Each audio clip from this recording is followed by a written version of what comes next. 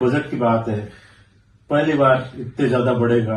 आज तक के इतिहास का सबसे ज्यादा घाटे का बजट ये पेश किया है। 70,000 करोड़ रुपए घाटे का जो बजट पेश किया है, उसमें बहुत से ऐसे घोषणाएं की गई है जो पूर्व में जिन कामों की घोषणाएं हो चुकी हैं या जो स्वीकृत हो चुकी हैं।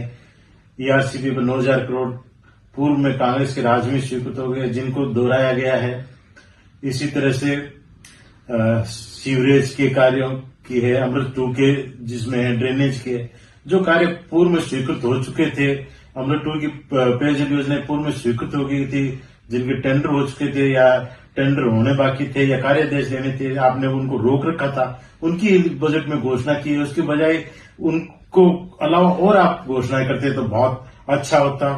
फिर भी सुजानगढ़ के लिए बहुत से हमने मांगे मांगी थी, कुछ मांगे मानी है, उसके लिए तो उनका धन्यवाद है। जैसे बिदासर में नेकरसी उपज मंडी की हमने डिमांड की, उसको स्वीकृत किया है। मलसीसर में उप स्वास्थ्य केंद्र को पीएससी अस्पताल में स्वीकृत करने की हमारी मांग को मानना है।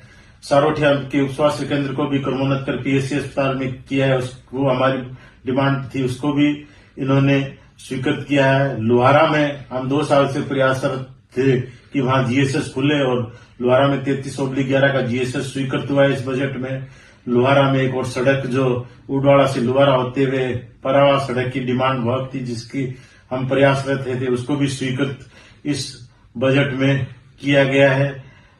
पानी की टंकी की बाड़ा की, जैसा कि आपको पता है चुनाव में भी उसकी बड़ी डिमांड लोगों ने करी थी, तो बाड़ा और ढाणी कुमारान में नई पानी की टंकी और पाइपलाइन स्वीकृत की है, उसके लिए तो धन्यवाद है। पर इसके अतिरिक्त और भी कुछ मांगे थी, उनको भी पूरा किया जाता। जैसे कारागार सब जेल की बात थी जिसकी अनदेखी हुई है, सुजानगढ़ में ऑडिटोरियम की बात थी, उसकी अनदेखी की गई है।